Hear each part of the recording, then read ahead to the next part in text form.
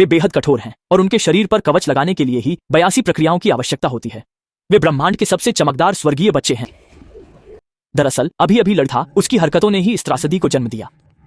देखकर कि उसके साथी मारे गए हैं, तर उपकरण थे। मनुष्य उनके सामने बेबस थे, जैसे भेड़ें कसाई के सामने राक्षसों द्वारा मनमाने ढंग से मारे जा रहे हैं। जनरल ने गाड़ी चलाई और पागलों की तरह गोलियां चलाई, पर राक्षस ने उसे आसानी से पलट दिया। वह कार के नीचे दब गया। लड़की यह देखकर घबरा गई और छिपने की जगह से निकल आई। यही लड़के ने अपने दोस्त को मरते देखा। उसकी मानसिक रक्षा टूट गई। वह आश्रय की ओर भागा, लेकिन राक्षस ने उसे छुरा घोंप दिया और आश्रय राक्षस के सामने आ गया। इस दुखद स्थिति के आक्रमण से हार गए। स्थिति पलट गई। स्पार्टन योद्धाओं की ताकत ने बचे विद्रोहियों का मनोबल बढ़ाया, यहाँ तक कि 88 वर्षीय बूढ़े भी जंगली जानवर जैसे लड़ने लगे। के सामने उसे उठा लिया। दूर से सिटी मेयर ने यह दृश्य देखा और तुरंत दौड़कर राक्षस को गोली मार दी।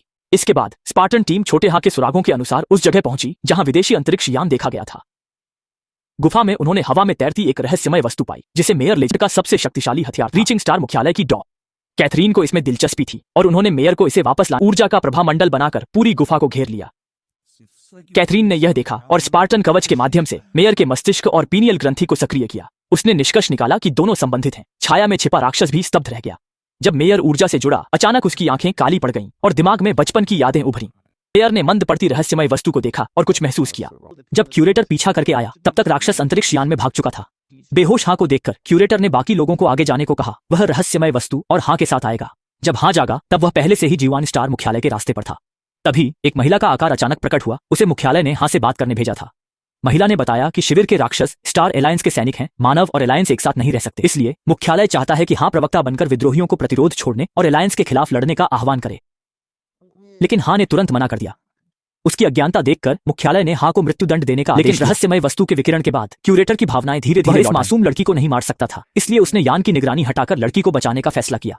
मुख्यालय को तुरंत इसकी जानकारी मिली और कमांडर इन चीफ ने इस व्यवहार पर कड़ा असर गले लगाया। तुरंत बाद उन्होंने क्यूरेटर के कवच की ऑक्सीजन प्रणाली काट दी, उसे हाँ को बचाने पर मजबूर करने के लिए। पर क्यूरेटर मजबूत इच्छा शक्ति से उसने मैनुअल ऑन ऑक्सीजन चालू किया। दोनों बच गए, पर हाँ ने गलती से समझा कि क्यूरेटर उसे मारना चाहता था।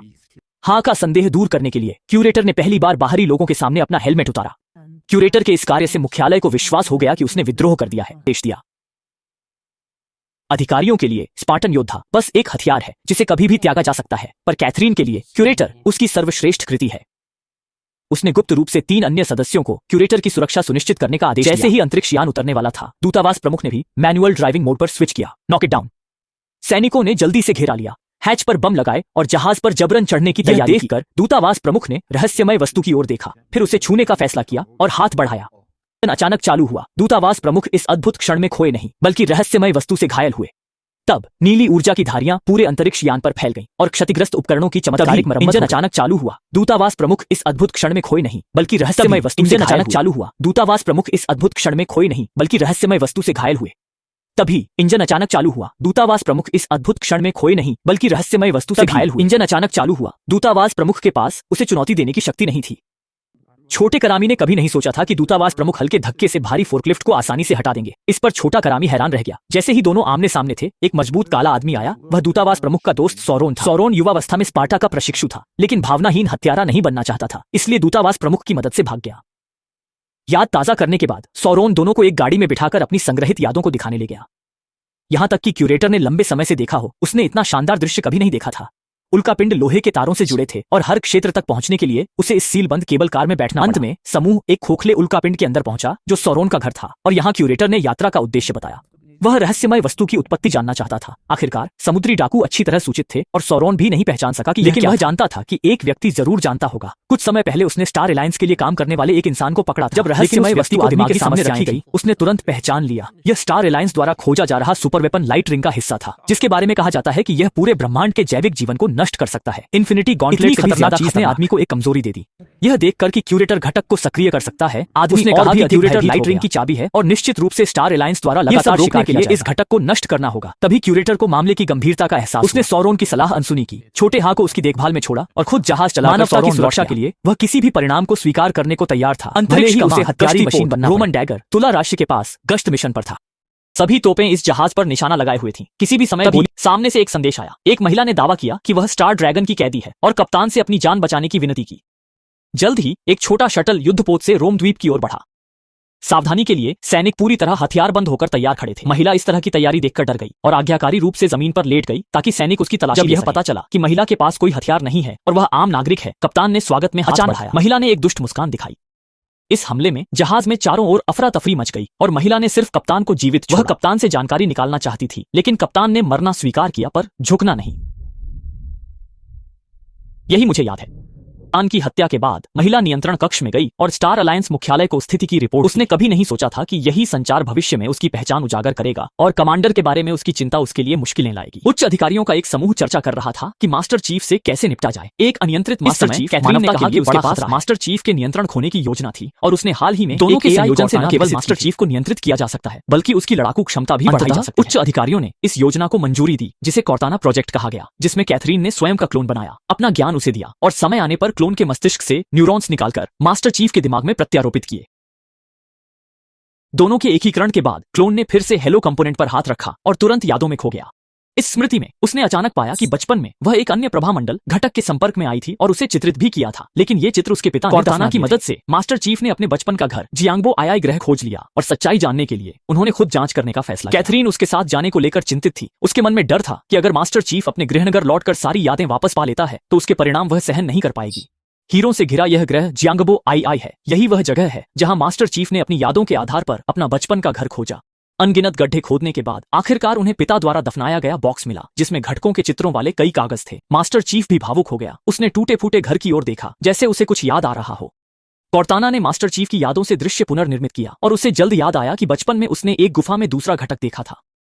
इतना ही नहीं, उसने घर में कैथरीन को भी देखा, जो उसे अजीब लगा क्योंकि कैथरीन के अनुसार वे पहली बार अनाथालय में मिले थे, लेकिन अब उसे घर पर देखकर वह भ्रमित था। उसकी यादें उलझी हुई थीं। अवचेतन मन से उपजे भ्रम के कारण मास्टर चीफ ने अस्थायी रूप से उसके स्पष्टीकरण सभी एक गुफा में पहुंचे जहां वाकई दूसरा घटक मिला, लेकिन वह एक रहस्यमय क्रिस्टल में लिपटा हुआ था। जल्द ही गठबंधन सेना ने गुफा के पास शिविर लगा दिया, लेकिन जैसे ही वे क्रिस्टल काटने की तैयारी कर रहे थे अचानक एक दुर्घटना हुई। भयंकर शोर से क्रिस्टल की सतह पर दरारें पड़ गईं। सभी लोग कान पकड़कर दर्द से चिल्लाने लगे। सिर्फ मास्टर तेजी से घटक के पास पहुंचा। क्रिस्टल के टूटने पर अंदर का घटक दिखा। मास्टर चीफ ने कॉर्ताना की चेतावनी अनसुनी कर घटक पर हाथ रखा। वह अपनी असली यादें वापस। इस बार उसने सच्चाई देखी। पता चला कि बचपन में उसका अपहरण हुआ था और अपहरणकर्ता थी लगता है कैथरीन उसे धोखा दे रही है। सच्चाई सामने होने पर भी वह मास्टर चीफ को मनाने की कोशिश कर रही है कि घटकों को जीवान स्टार भेज दें। इस पर मास्टर चीफ क्रोधित हो गए। ये कैथरीन की चाल है। जब तक कॉर्ताना है मास्टर चीफ को कोई नुकसान नहीं पहुंचा। जब वह जागा कैथरीन गायब थी और जैसे ही वह उससे स्पष्टीकरण मांगने वाला था कॉर्ताना ने बताया कि अंतरिक्ष में दरार के निशान हैं। किन्मोन सेना दूसरे हेलो घटक के लिए आ रही है और एलायंस मरीन पर एलियंस का हमला हुआ है। घटना इतनी अचानक थी कि एलायंस क्रूजर जवाबी हमला करने से पहले ही नष्ट हो गया। हवाई श्रेष्ठता खो दी और उनके हथियार भी दुश्मन से कम उन्नत थे। इन कठिन परिस्थितियों में भी मरीन मौत तक लड़ते रहे। कैथरीन जानती थी कि नए गठबंधन के सैनिक हेलो घटक लेने आए हैं। उन्होंने मास्टर चीफ को हर कीमत पर इसे वापस लाने का आदेश दिया। सैनिकों ने इसे रथ पर लादा। स्पार्टन योद्धाओं ने आगे रास्ता साफ किया और स्नाइपर 125 ने पीछे से सुरक्षा दी। तभी एक अंतरिक्ष यान अचानक प्रकट हुआ और जमीन पर बड़ी संख्या में दुश्मनों को उतारा। दुश्मनों की संख्या इतनी अधिक थी कि भले ही अधिकारी हजारों से लड़ सकता था, फिर भी बचने का रास्ता था। रथ पर सवार सैनिक धमाके में मारे गए, यहां तक कि चालक भी मारा गया। यह अधिकारी था जिसने एक गोली से नए गठबंधन। जैसे ही टैंक निकासी बिंदु पर पहुंचने वाला था अचानक दुर्घटना हुई। नंबर 125 ने अपने साथियों को पत्ते की तरह गिरते देखा। उसकी भावनाओं में हिंसक उतार चढ़ाव हुआ। डर से वह वहीं खड़ा रहा जबकि दुश्मन उसे नुकसान पहुंचाता रहा। अंत में एक गोले से वह दर्जनों मीटर दूर उड़ गया। दूर से अधिकारी ने शिविर देखा और तुरंत बचाने का फैसला किया। वह एक छलांग में समय पर न्यू एलायंस के विमान पर कूद गया। अधिकारी से टैंक को गिराए गए न्यू एलायंस विमान ने मारा और नए रिंग घटक युद्ध क्षेत्र में छूट गए। इस समय अधिकारी ने अपनी मजबूत भुजाओं से न्यू एलायंस विमान को नियंत्रित किया और एक न्यू एलायंस युद्धपोत की ओर दौड़ पड़े। हिंसक प्रभाव में न्यू एलायंस के सैनिक मारे गए, लेकिन अधिकारी बिना चोट के खड़े हो गए। तब उन्होंने दूर मदरशिप देखा और न्यू एलायंस ने भी घटक लेने के लिए एक यान भेजा। जब अधिकारी इसे पाने वाला था न्यू एलायंस यान ने अचानक एक थानोस गिराया जिसने अधिकारी के पैर पर वार किया। थानोस ने पीछा नहीं किया बल्कि हवा में घटक लिया और नीली रोशनी के साथ युद्धपोत की ओर उड़ गया। सभी बस देखते रहे कि घटक न्यू एलायंस द्वारा ले लिया गया। जैसे ही युद्धपोत जाने वाला था अचानक एक लैंडिंग कैप्सूल गिरा जिसमें वही रहस्यमयी महिला थी जिसने रोमन जहाज पर हमला किया था। हारे हुए संघ के सैनिक लौटे और लंबी यात्रा की, साथ में महिला को भी लाए, लेकिन अधिकारी ने उसकी पहचान पर संदेह किया। महिला ने कहा कि उसे बचपन से न्यू एलायंस ने बंधक बनाया था और अब भागी है। महिला ने स्वीकार किया कि न्यू एलायंस के लोग खुद को आदरणीय कहते हैं और अधिकारी और वह दोनों एक ही प्रकार के लोग हैं जो प्रकाश वलय को सक्रिय कर सकते हैं। यह अधिकारी को उस पागल की बात याद दिलाता है। आदरणीय को उच्च श्रेणी के मानव कहा जाता है और वे आपदा की शुरुआत हैं। अधिकारी यकीनन नहीं मानता कि वह आपदा है, लेकिन आगे की घटनाओं ने उसे विश्वास करने पर मजबूर किया। ज्यों हेई ने आनुवंशिक परीक्षण में पाया कि मास्टर चीफ और आदरणीय का जीन अनुक्रम बिल्कुल एक जैसा था, जिसकी संभावना अरबों में एक थी, यानी आदरणीय ने उसे धोखा नहीं दिया, दोनों वास्तव में एक ही प्रजाति के थे। इससे मास्टर चीफ और भी उत्सुक हो गया यह जानने के लिए कि आभा वास्तव में क्या है, इसलिए उसने घटक को फिर से छूने का फैसला किया और जैसे ही घटक सक्रिय हुआ, आदरणीय ने भी उसी समय प्रतिक्रिया दी। इस समय मास्टर चीफ की सहन शक्ति सीमा पर थी, हृदय गति और रक्तचाप तेजी से बढ़ रहा था और जब वह बर्दाश्त नहीं कर पा रहा था, उसे एक झटका लगा और जब उसने फिर से आंखें खोली, वह एक सुनहरी दुनिया में था। आश्चर्य की बात थी कि आदरणीय भी वहां मौजूद था और इससे भी अधिक हैरानी की बात यह थी कि बाहरी दुनिया में दोनों की शारीरिक क्षमता बिल्कुल समान थी और उनकी सोच भी तुरंत एक जैसी हो गई। ऐसा लगा जैसे वे एक ही माता पिता के जुड़वा हों। इस आत्मिक सांत्वना ने दोनों में भावनाएं जगा दी और वे अपने आप पर नियंत्रण खो बैठे और कुछ अवर्णनीय कार्य किए। इस हिस्से को देखना उचित नहीं। 2 मिनट भी कोई मास्टर चीफ थकावट से सो गया। आदरणीय को याद आया कि उसने भविष्यवक्ता के सामने क्या वादा किया था कि वह मास्टर चीफ का सिर वापस लाएगा, लेकिन जब हाथ उठाने का समय आया, आदरणीय हिचकिचा गया और अंत में वह ऐसा करने का साहस नहीं जुटा पाया। 2 मिनट में ही मास्टर चीफ ने उसके शरीर को पूरी तरह जीत लिया था, इसलिए आदरणीय ने अपने नाखून में छिपे ऊर्जा हथियार को मुश्किल से बाहर निकाला। एक दिन पहले लोहे जैसे मजबूत मास्टर चीफ और आदरणीय ने मीठे प्यार की बातें की थीं। आदरणीय मास्टर चीफ से पूरी तरह प्रभावित हो गया था और मानव दुनिया में रहकर इस अनोखे अनुभव का आनंद लेना चाहता था, लेकिन कुछ लोग उसे ऐसा करने नहीं देना चाहते। कैथरीन ने गुप्त रूप से उससे संपर्क किया और कहा कि अगर आदरणीय उसे आभा घटक प्राप्त करने में मदद करे तो वह इसका उपयोग मानवता को एक बेहतर प्रजाति में विकसित करने के लिए कर सकती है। आदरणीय यह सुनकर भयभीत हो गया, क्योंकि कैथरीन की बातें वाचा के भविष्यवक्ता की बातों से बिल्कुल मिलती थीं। दोनों ही घटक का उपयोग अपनी स्वार्थी इच्छाओं को पूरा करने के लिए ग्रह पर वाचा द्वारा हमला किया गया, जिसमें 20 मिलियन से अधिक लोग मारे गए, जिससे फेडरेशन को गहरा दुख हुआ। जनरल हर कीमत पर वाचा के मुख्यालय का पता लगाना चाहते थे और फिर बदला लेना चाहते थे। इस समय मास्टर चीफ ने अपना विचार रखा कि मास्टर एक घटक के माध्यम से दूसरे घटक का पता लगा सकता है, जिससे वाचा का स्थान मिल जाएगा। हालांकि मास्टर को बचपन से वाचा ने पाला था, लेकिन वह मूलतः इंसान था और अंततः जनरल मास्टर चीफ की बात मान गए। जब मास्टर चीफ ने मास्टर को यह बात बताई तो वह बिना हिचकिचाहट तुरंत सहमत हो गया। यह सब कैथरीन ने देख लिया और उसने तुरंत स्पार्टन योद्धाओं को दोनों को रोकने का आदेश दिया। सौभाग्य से कॉर्ताना ने समय पर विद्रोह कर मास्टर चीफ को सूचित किया, जिससे दोनों छापे से बच गए। मास्टर चीफ ने मास्टर को जनरल से मदद मांगने भेजा और खुद स्पार्टन योद्धाओं से निपटने रुका, पर बिना कवच के वह उनका मुकाबला नहीं कर पाया और बुरी तरह हारा। पश्चिमी टीम के इन 2 नंबर 25 टैंकों ने मध्य मोर्चे पर आते ही 2 पर 2 की स्थिति पलट दी। दूसरी ओर मास्टर जनरल से सहायता मांग रहा था। अचानक शाओ हेई दौड़ता हुआ आया। उसने रोमन डैगर पर संचार को डिकोड किया था और पाया कि मास्टर ही चालक दल का असली हथियार। मास्टर कुछ न बोल सका, उसे जमीन पर कील दिया गया, बिजली के झटके दिए गए। इस दर्द ने उसे बचपन में मनुष्यों द्वारा किए गए अत्याचारों की याद दिला दी और मानवता के प्रति उसका क्रोध फिर जाग उठा। मास्टर ने मौका देखकर गार्डों को पछाड़ा, हालो कंपोनेंट छीना और अपने जहाज से भाग निकला। वह स्टार ड्रैगन की शरण में वापस जाना चाहता था। मास्टर द्वारा चुराए गए हालो कंपोनेंट को वापस पाने के लिए अधिकारी ने स्टार ड्रैगन के अड्डे में घुसने के लिए एक टुकड़ी का नेतृत्व किया। गार्ड को 3 घूंसे और 2 किक से निपटा दिया। इस समय जियांगमेन के भविष्यवक्ता रहस्यमय अनुष्ठान कर रहे थे। जब 2 प्रभामंडल घटकों को एक साथ जोड़ा गया, तभी आदरणीय और मुख्य हत्यारा एक ही समय पहुंचे। इससे सिल्वर टीम का पता चला और बड़ी संख्या में झिंगमेंग योद्धा वेदी की ओर दौड़ पड़े। वे लड़ते हुए वेदी की ओर पीछे हटे। अचानक पीछे का रास्ता भी दुश्मनों ने रोक लिया। जब लड़ाई चरम पर थी, एक बड़ा काला मोटा आदमी आकाश से उतरा। वह मुख्य हत्यारे का पुराना दुश्मन था। एक टीम सदस्य ने अपनी शक्ति का अनुमान गलत लगाया और अकेले उस मोटे आदमी को चुनौती दी। मुख्य हत्यारे ने देखा कि सैनिकों के एक समूह ने उसकी सेना को रोक लिया है। एक बड़ी लड़ाई के बाद उसने सभी सैनिकों को मार डाला। टीम के सदस्य भी खतरे में थे। मुख्य हत्यारे ने कुल्हाड़ी फेंकी। जब पहला महान प्रेमी नष्ट हुआ, आदरणीय हत्यारा बेहद चिंतित हुआ। उसे बचाने के लिए पूर्ण प्रभामंडल घटक से निकली ऊर्जा इतनी शक्तिशाली थी कि सभी उड़ गए। जिंगमेंग सैनिक चट्टान से गिरे और प्रकाश स्तंभ आकाश में तारे जैसा दिखा। यह प्रभामंडल का निर्देशांक था। आदरणीय और मुख्य हत्यारे की चेतना प्रभामंडल की सुंदर और शांतिपूर्ण आदरणीय ने मुख्य हत्यारे से यहाँ रहकर उसके साथ जीवन बिताने की विनती। आदरणीय के सीने पर एक टुकड़ा दिखा। वह काई 125 था, जिसने मुख्य हत्यारे को जगाने के लिए आदरणीय को मार दिया था। आदरणीय की मृत्यु के साथ आकाश का तारा मानचित्र धीरे धीरे गायब हुआ। जिंगमेंग सैनिक आ गए और 2 टीम साथी गंभीर रूप से घायल हो गए। अब मुख्य हत्यारे के अलावा किसी में लड़ने की शक्ति नहीं बची थी। अकेले जीवित रहना मुश्किल था। प्रभामंडल घटक वापस पाना तो दूर की बात थी। इस गंभीर स्थिति में मुख्य हत्यारे ने कोर्ताना को अपने शरीर पर नियंत्रण लेने को कहा, हालांकि इससे उसकी चेतना हमेशा के लिए खो जाएगी।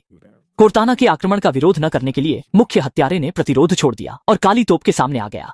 जैसे ही मुख्य हत्यारा बेहोश हुआ, कोर्ताना प्रकट हुई और उसके शरीर में समा गई। इस प्रकार लियू का शरीर और कोर्ताना की इच्छा पूरी तरह से एक हो गई और असली मुख्य हत्यारा प्रकट हुआ। अब वह एक सच्चे योद्धा की तरह था। छोटे फरामी ने एक गोली से ड्रैगन को मार गिराया। फैट क्रोधित होकर उसकी ओर दौड़ा, पर अंतरिक्ष यान से मारा गया। फिर बिना कुछ कहे वह प्रभामंडल घटक लेकर अंतरिक्ष यान की ओर चला गया और वापस लौट आया। इस समय काई 125 को समझ आया कि जिस मुख्य हत्यारे को वह जानता था, वह हमेशा के लिए